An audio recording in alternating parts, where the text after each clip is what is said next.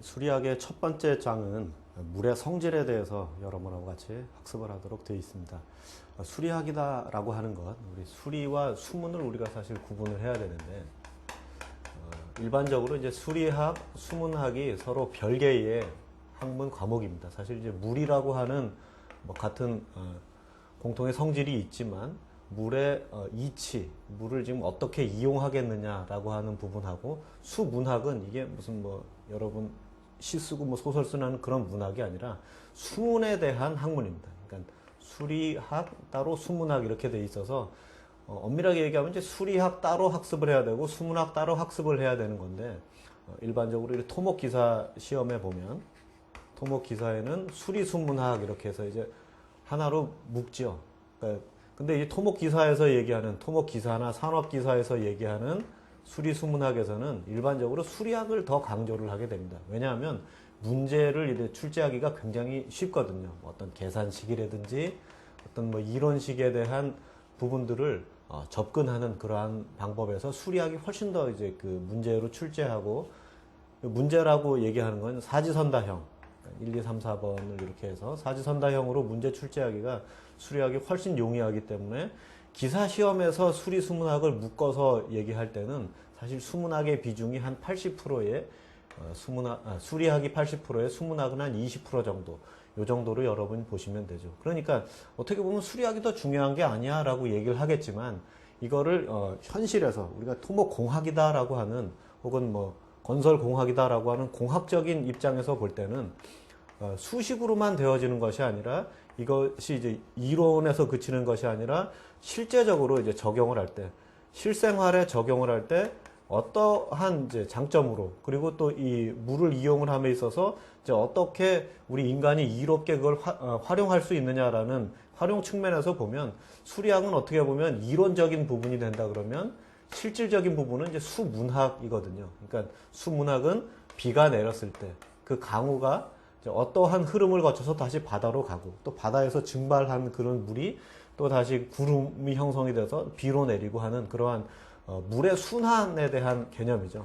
물의 거시적 순환을 다루는 학문이 수문학이다라고 한다면, 그러한 이 물의 거시적 순환을 미시적으로, 그러니까 단편적으로 어떤 관로 내에서는 물이 어떻게, 그리고 정지되어 있는 물에는 어떠한 압력이 작용하고, 흐르는 물에는 어떠한 뭐 변화가 있고, 그리고 그 물이 모여서 관로를 흐르고 또 하천으로 흐르는 그러한, 보다 좀 수문학에 비해서는 좀 작은 부분을 우리가 다루는 게 수리학이다라고 얘기할 수가 있겠습니다. 그런데 뭐 그러한 작은 부분을 다루다 보니까 아무튼 좀 계산식도 계산식이나 어떤 이런 흐름들을 이해하는 데 있어서 그걸 문제로 도출하기가 이제 쉽다라고 얘기를 하는 것이죠. 그래서 수리 수문학 뭐 뭉뚱그려서 있는 학문인 것 같지만 실질적으로는 둘이 따로 떨어져서 생각을 하셔야 된다. 그래서 본 강의에 여러분 교환으로는 이재수 교수님이 쓴 거죠. 이제 그 수리학이다라고 하는 책과 또 수문학이라고 하는 별도의 책을 우리가 교재로 선택을 해서 수리학 따로, 수문학 따로 이렇게 강의를 하게 되는 것이죠.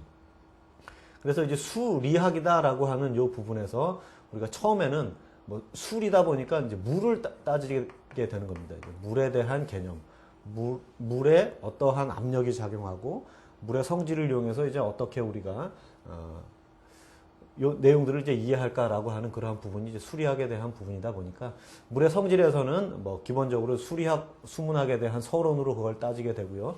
유체라고 하는 부분을 우리가 또 따로, 그러니까 수리의 물로 대표되는 것이 이제 유체이긴 한데, 유체는 사실 기체와 액체가 합쳐져서 기체와 액체를 우리가 뭉뚱그려서 이제 유체다라고 하는, 유체의 성질을 이해하다 보면 뭐 그게 이제 그 기계공학적으로 뭐 기체를 이제 이용할 수 있는 그런 부분이 되겠지만, 토목공학적으로는 액체, 즉 이제 물을 이용하는 유체 중에 물을 다루는 그런 학문이 이제 수리학이다라고 얘기할 수가 있는 거죠. 그래서 물의 성질을 여러분이 정확하게 이제 파악을 하고, 그 물이 어떠한 거동, 어떠한 성질, 어떻게 변화되는 그러한 부분들을 주의 깊게 살펴보셔야 되겠습니다. 그래서 물의 상태가 어떻게 변하는지, 그리고 1장에서 무엇보다 중요한 얘기는 뭐 개념적인 그러한 부분이 되겠습니다.